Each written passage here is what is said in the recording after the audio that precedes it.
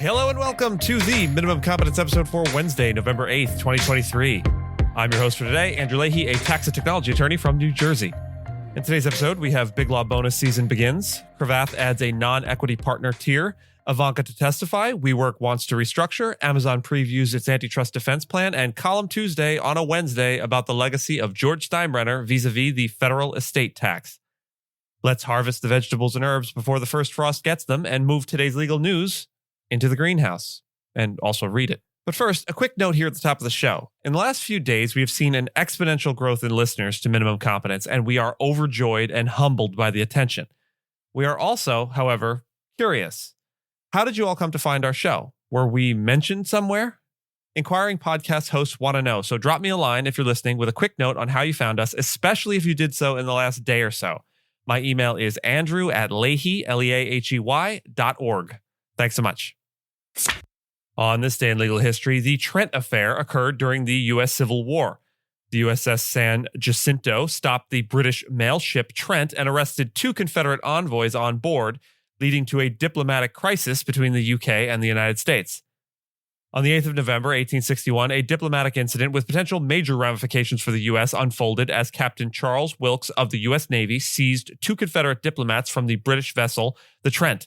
This bold action by Wilkes was not sanctioned by the U.S. government and rapidly escalated into an international crisis, with Great Britain deeming the seizure a blatant infringement on its neutrality.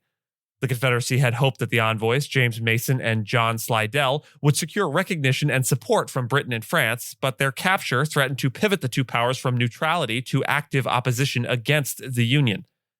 The Trent Affair tested the diplomatic resolve of the Lincoln administration, which was simultaneously engaged in the Civil War. The British government's response was swift and stern, demanding the release of the envoys and an apology, while reinforcing its military presence near U.S. borders. The U.S. faced the predicament of managing foreign relations without provoking war with Britain. Through careful negotiation, the U.S. conceded to British demands, releasing the envoys and thus diffusing a situation that could have dramatically altered the course of the Civil War. Lincoln was reported to have quipped that he should like to fight one war at a time. The resolution of the Trent Affair highlighted the Union's commitment to maintaining international peace during its internal strife, while also confirming Britain's staunch defense of its declared neutrality.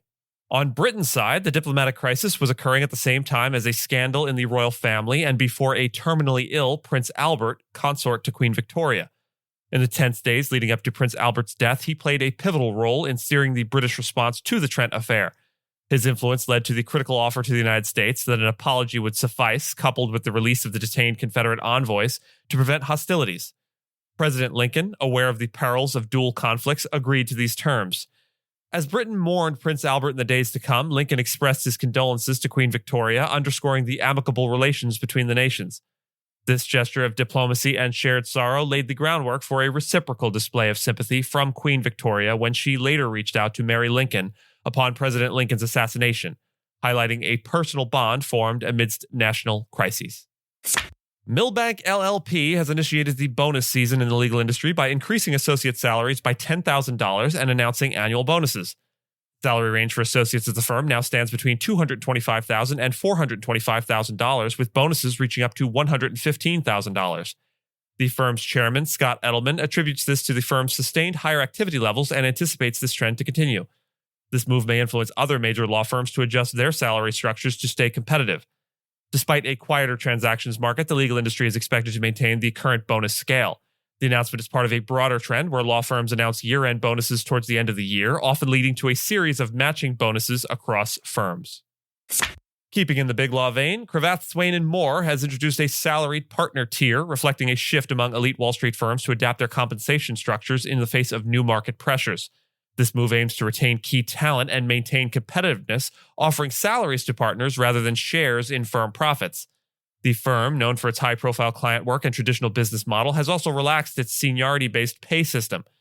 These changes come as the firm expands, opening a Washington office and entering the UK legal market, all while ensuring that salaried partners still have the opportunity to become equity partners, according to Cravath's presiding partner, Faiza Saeed.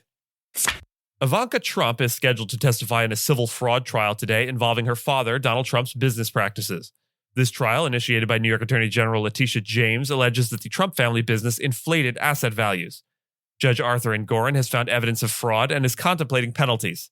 Donald Trump, along with his sons Donald Jr. and Eric, have denied any wrongdoing, attributing inaccuracies in property valuations to errors irrelevant to financial institutions.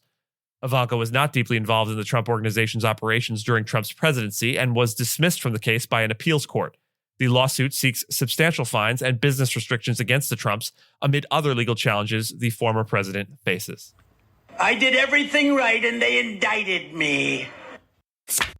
WeWork is making its first appearance in U.S. bankruptcy court, seeking approval for a restructuring plan that would reduce its debt by $3 billion and decrease its real estate footprint. The office-sharing firm, supported by SoftBank, filed for bankruptcy to manage over $4 billion in debt and high rent costs after a rapid expansion and a downturn in demand due to the pandemic.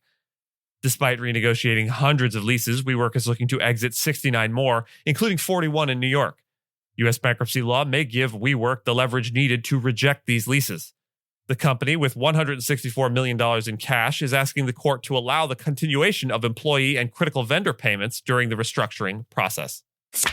Amazon's legal team, led by David Zapolsky, has sketched out their defense against the FTC's antitrust accusations in a private company meeting.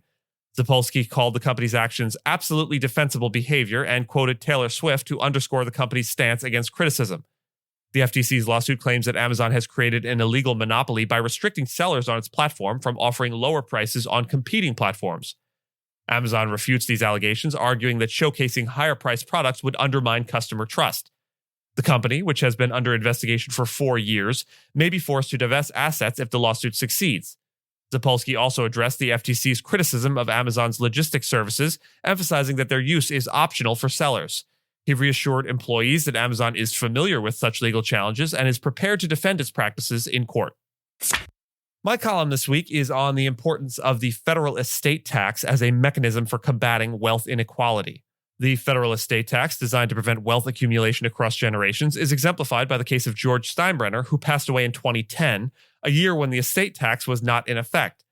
Steinbrenner's estate benefited significantly, avoiding a tax that would have been imposed at a rate of 45% the previous year or 55% the following year. This absence of tax exemplifies how fortunes can be preserved and potentially grown through investment, influencing the wealth of future generations. The history of the estate tax in the United States dates back before the Revenue Act of 1916, which formally introduced variable rates based on estate value. These rates have changed over time, peaking at 77% during World War I to fund national efforts and declining thereafter, including a scheduled repeal in 2010. The impact of such a suspension is profound, with the Steinbrenner family's potential to grow their inheritance considerably through investments. For instance, if the tax savings were invested in an index fund or in a company like Apple Inc., the returns could have been substantial and number in the billions of dollars. Stanzo, what is that you're reading over there? That looks pretty tasty. It's a calzone, sir. Calzone, huh? Yeah, let's see it. Pass that on down. Let's get a little look at that. Big Stein wants a little taste. Come on. Yeah, sit down there. That's a good boy.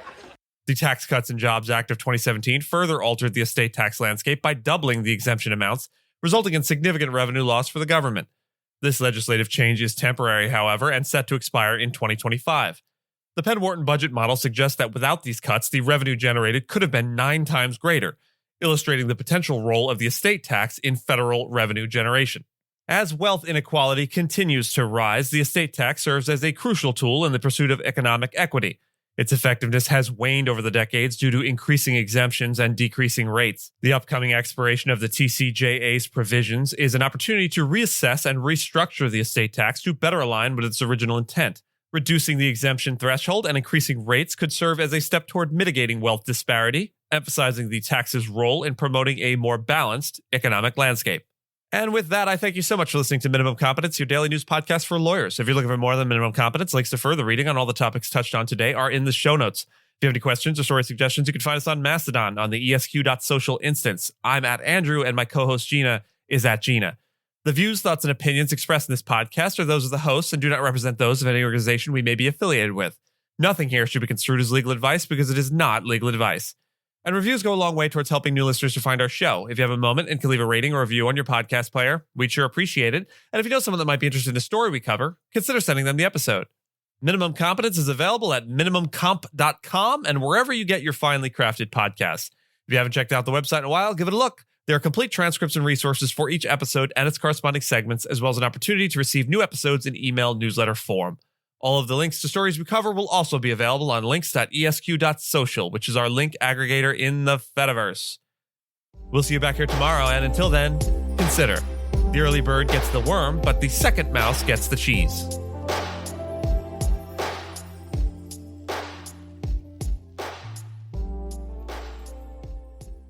Eggplant, huh? That's a hell of a thing. All right, back to business. Here you go. Very good. Excellent little calzone you got there, Costanza. Okay, I'm a little jealous. All right, here we go. Like I told you last week, the renovation of the press box is taking too long. All right. Well, you know, that eggplant was very good. Very good. Everybody out. I got eggplant on my mind. Costanza, go get me a couple of calzones right now. Pronto, move it out. Pickstein wants an eggplant calzone. He must have one. Everybody.